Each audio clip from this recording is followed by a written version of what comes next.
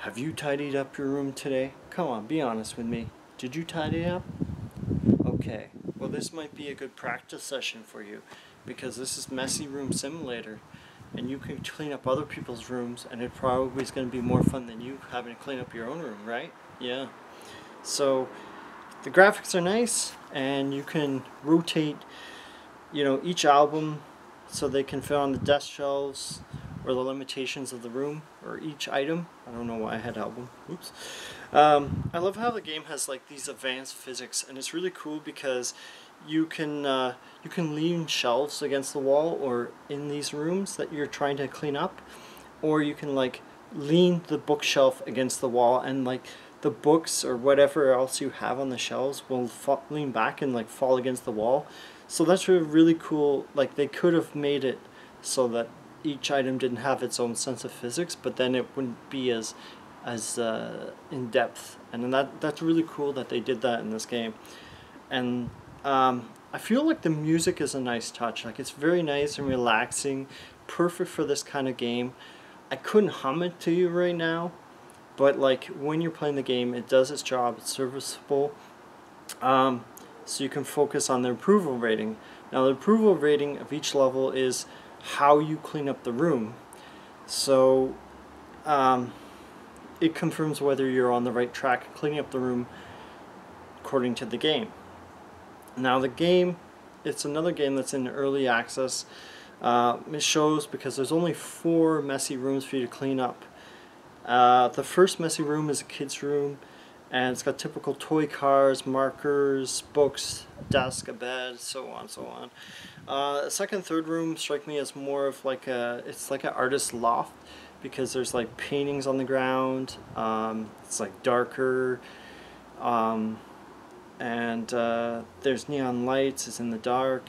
There's a lot of big objects too. In the first stage with the kids' room, there's a lot of tiny objects, the markers, everything. So you have to like zoom around the room with your right button, from what I remember, and like make sure you've picked up everything from the floor, stuff under the bed, whatever.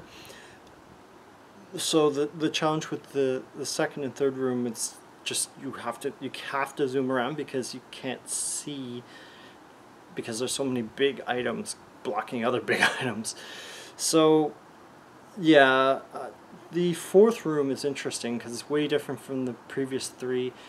And it's unique like the kids' room. It's the president's Oval Office, and like it's just a big room. It's not a square design like the rest. It's obviously the most complicated to tidy up because I think it's a mix of like big objects and smaller objects. So you really have to do a thorough job to clean up that room.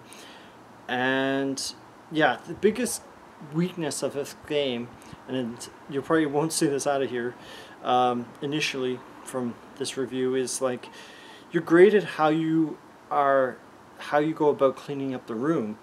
And after organizing the first room, which took me like, I think it was like 5 minutes, 10 minutes, it was like very short, I only got like 20 to 30% approval rating on the bar. And to me it was clean and it was organized and everything, but according to the game it's like, oh, you only did a 30% job.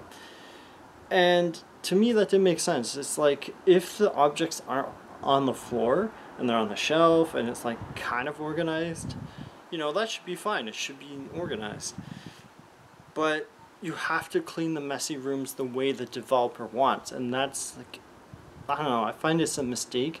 Yeah, it makes the game like more challenging and like very particular. You have to be precise, but I don't think that's the right way to like, for a game that's supposed to be relaxing with relaxing music, like telling people like, oh, you've got to organize this room the way I want you to.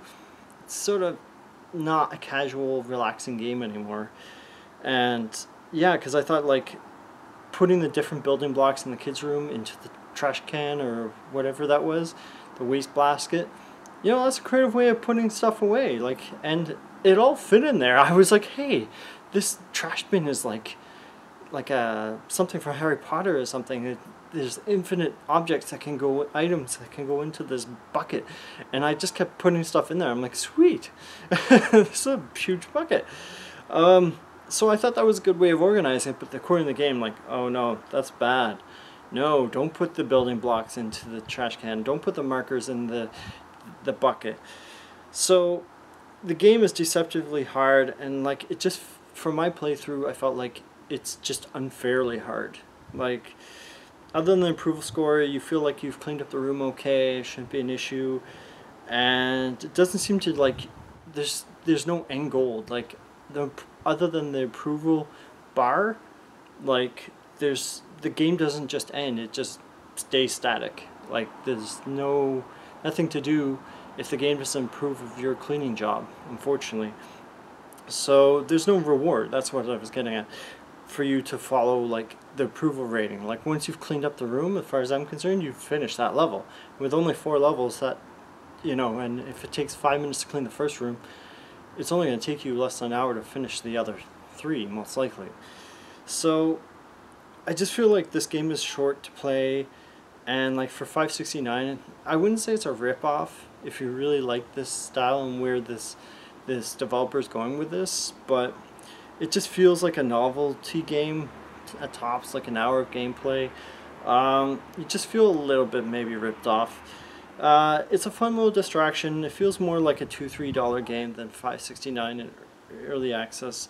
You probably zip through it and like never play it again, because it's not, the music's nice, but the rest of it's not particularly memorable.